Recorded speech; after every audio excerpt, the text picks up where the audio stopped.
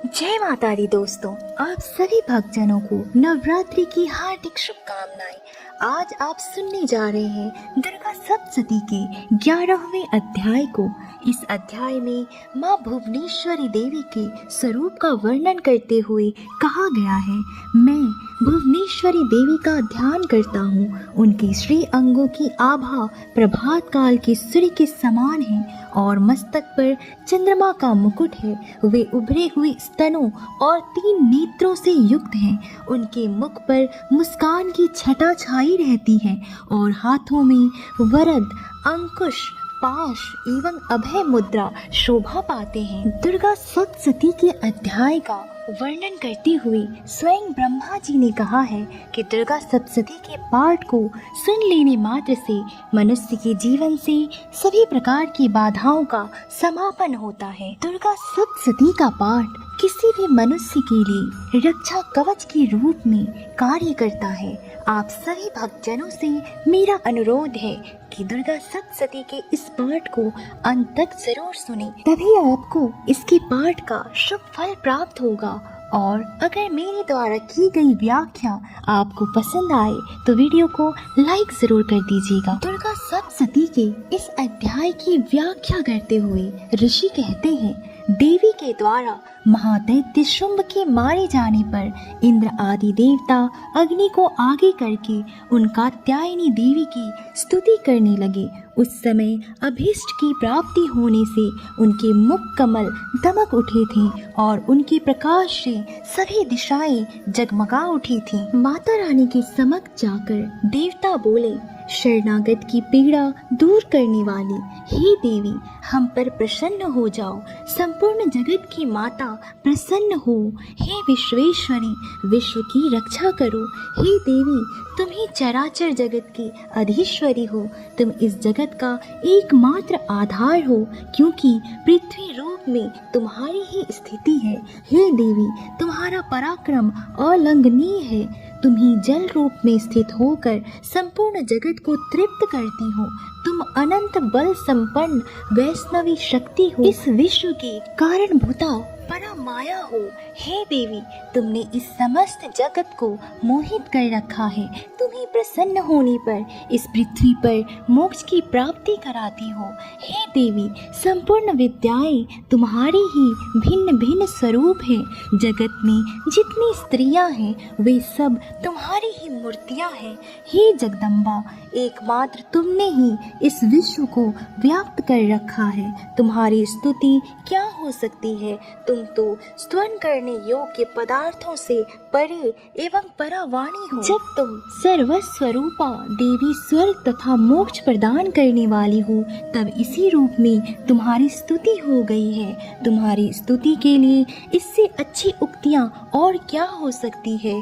बुद्धि रूप से सब लोगों के हृदय में विराजमान रहने वाली तथा स्वर्ग एवं मोक्ष प्रदान करने वाली हे नारायणी देवी, तुम्हें नमस्कार है। कला, काष्ठा आदि के रूप में क्रमशः परिणाम की ओर ले जाने वाली तथा विश्व का उपसंहार करने में समर्थ नारायणी, तुम्हें नमस्कार है। हे नारायणी, तुम सब प्रकार का मंगल प्रदान करने वाली मंगलमयी हो। कल्याणदायिनी शिवा हो। सब पुरुषार्थों को सिद्ध करने वाली शरणागत वत्सला, 3 नेत्रों वाली गौरी हो। तुम्हें नमस्कार है। तुम सृष्टि पालन और संहार की शक्तिभूता सनातनी देवी, गुणों का आधार तथा सर्वगुणमयी हो। हे नारायणी, तुम्हें नमस्कार है। शरण में आए हुए दीनों एवं पीड़ितों की रक्षा में संलग्न रहने वाली तथा सबकी पीड़ा दूर करने वाली नारायणी देवी, तुम्हें नमस्कार है।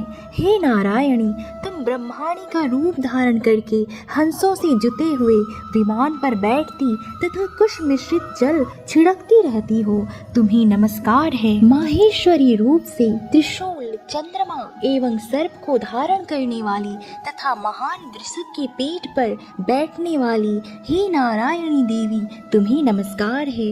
मोरों और मुर्गों से घिरी रहने वाली तथा महाशक्ति धारण करने वाली कौमारी रूप धारिणी निष्पापी नारायणी, तुम्हें नमस्कार है। शंख, चक्र, गदा और धनुष रूप उत्तम आयुधों को धारण करने वाली वैष्णवी शक्ति रूपा हे नारायणी, तुम प्रसन्न हो, तुम्हें नमस्कार है।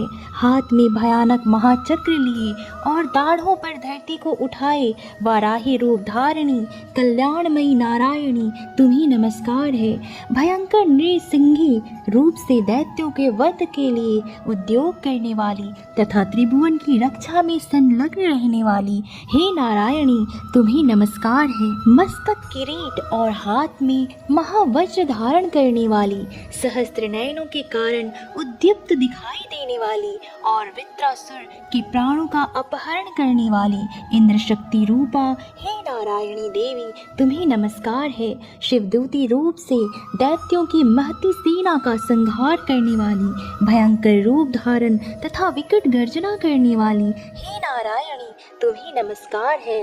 दाढ़ों के कारण विकराल मुख वाली, मुंडमाला से विभूषित मुंड मर्दिनी चामुंडा रूपा हे नारायणी, तुम्हें नमस्कार है।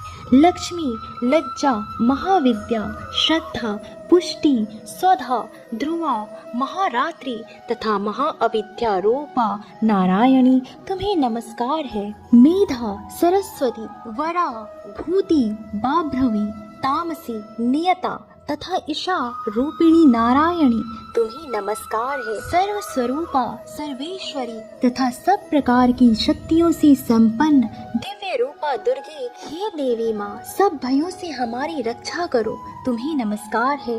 कात्यायनी, यह तीन लोचनों से विभूषित तुम्हारा सौम्य मुख सब प्रकार के भयों से हमारी रक्षा करे, तुम्हें नमस्कार है। भद्रकाली, ज्वालाओं के कारण विकराल प्रतीत होने वाला, अत्यंत भयंकर और समस्त असुरों का संहार करने वाला तुम्हारा त्रिशूल भय से हमें बचाए, तुम्हें नमस्कार है। हे देवी, जो अपनी ध्वनि से संपूर्ण जगत को व्याप्त करके दैत्यों के तेज नष्ट किए देता है, वह तुम्हारा घंटा हम लोगों की पापों से उसी प्रकार रक्षा करे जैसे माता अपने पुत्रों की बुरे कर्मों से रक्षा करती है। हे चंडिके, तुम्हारे हाथों में सुशोभित खड्ग जो असुरों के रक्त और चर्बी से चर्चित है, हमारा मंगल करे, तुम्हें नमस्कार है। हे देवी, तुम प्रसन्न होने पर सब रोगों को नष्ट कर देती हो और कुपित होने पर मनोवांछित सभी मनोकामनाओं का नाश कर देती हो। जो लोग तुम्हारी शरण में जा चुके हैं उन पर विपत्ति तो आती ही नहीं, तुम्हारी शरण में गए हुए मनुष्य दूसरों को शरण देने वाले हो जाते हैं। हे देवी अंबिके, तुमने अपने स्वरूप को अनेक भागों में विभक्त करके नाना प्रकार के रूपों से जो इस समय इन धर्मद्रोही महादैत्यों का संहार किया है, वह सब दूसरी कौन कर सकती है। विद्याओं में ज्ञान को प्रकाशित करने वाले, शास्त्रों में तथा आदि वाक्यों में तुम्हारे सिवा और किसका वर्णन है। तुम्हें छोड़कर दूसरी ऐसी कौन सी शक्ति है जो इस विश्व को अज्ञानमय घोर अंधकार से परिपूर्ण ममता रूपी गढ़े में निरंतर भटका रही हो। जहाँ राक्षस, जहाँ भयंकर विष वाले सर्प, जहाँ शत्रु, जहाँ लुटेरों की सेना और जहाँ दानव दल हो, वहाँ तथा समुद्र के बीच में भी साथ रहकर तुम विश्व की रक्षा करती हो। हे विश्वेश्वरी, तुम विश्व का पालन करती हो, विश्व रूपा हो, इसलिए संपूर्ण विश्व को धारण करती हो। तुम भगवान विश्वनाथ की भी वंदनीय हो। जो लोग भक्ति पूर्वक तुम्हारे सामने मस्तक झुकाते हैं, वे संपूर्ण विश्व को आश्रय देने वाले होते हैं। हे देवी, प्रसन्न हो। जैसे इस समय असुरों का वध करके तुमने शीघ्र ही हमारी रक्षा की है, उसी प्रकार सदा हमें शत्रुओं के भय से बचाओ। संपूर्ण जगत का पाप नष्ट कर दो और उत्पात एवं पापों के फलस्वरूप प्राप्त होने वाले महामारी आदि बड़े बड़े उपद्रवों को शीघ्र ही दूर कर दो। विश्व की पीड़ा दूर करने वाली हे देवी, हम तुम्हारे चरणों में पड़े हुए हैं, हम पर प्रसन्न हो। हे त्रिलोक निवासिनियों की पूजनीय परमेश्वरी, सब लोगों को वरदान दो। तब देवी बोली, हे देवता, मैं वर देने को तैयार हूँ। तुम्हारे मन में जिसकी इच्छा हो वह वर मांग लो। संसार के लिए उस उपकारक वर को मैं अवश्य दूंगी। तब देवता बोले, हे सर्वेश्वरी, तुम इसी प्रकार तीनों लोकों की समस्त बाधाओं को शांत करो और हमारे शत्रुओं का नाश करती रहो। तब देवी बोली, हे देवताओं, वैवस्वतों, मनवंतर के 28वें युग में शुंभ और निशुंभ नाम के 2 अन्य महादैत्य उत्पन्न होंगे। तब मैं नंदगोप के घर में उनकी पत्नी यशोदा के गर्भ से अवतीर्ण हो विंध्याचल में जाकर रहूंगी और उक्त दोनों असुरों का नाश करूंगी। फिर अत्यंत भयंकर रूप से पृथ्वी पर अवतार ले मैं वैप्रचित्त नाम वाले दानवों का वध करूंगी। उन भयंकर महादैत्यों को भक्षण करते समय मेरे दांत अनार के फूल की भांति लाल हो जाएंगे।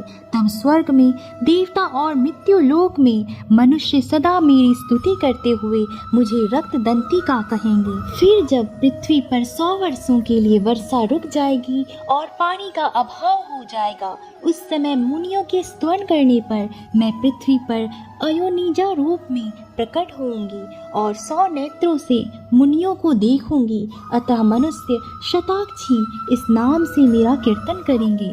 देवताओं, उस समय मैं अपने शरीर से उत्पन्न हुए शाखों द्वारा समस्त संसार का भरण पोषण करूंगी। तब तक वर्षा नहीं होगी, तब तक वे शाख ही सबके प्राणों की रक्षा करेंगे। ऐसा करने के कारण पृथ्वी पर शाकंभरी के नाम से मेरी ख्याति होगी। उसी अवतार में मैं दुर्गम नामक महादैत्य का वध भी करूंगी। इससे मेरा नाम दुर्गा देवी के रूप से प्रसिद्ध होगा। और फिर मैं जब भीम रूप धारण करके मुनियों की रक्षा के लिए हिमालय पर रहने वाले राक्षसों का भक्षण करूंगी, उस समय सब मुनि भक्ति से नतमस्तक होकर मेरी स्तुति करेंगे और तब मेरा नाम भीमा देवी के रूप में विख्यात होगा।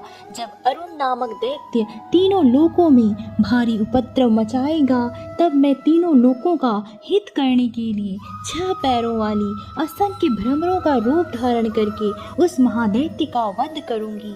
और उस समय सब लोग भ्रामरी के नाम से चारों ओर मेरी स्तुति करेंगे। इस प्रकार जब जब संसार में दानवी बाधा उपस्थित होगी, तब तब अवतार लेकर मैं शत्रुओं का संहार करूंगी।